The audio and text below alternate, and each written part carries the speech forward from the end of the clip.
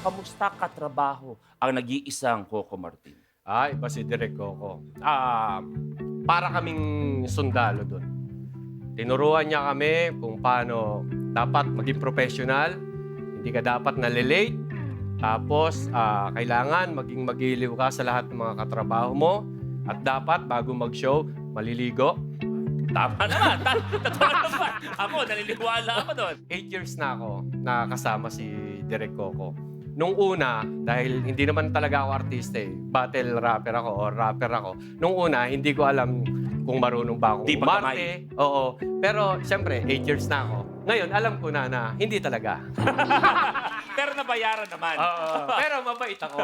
Bago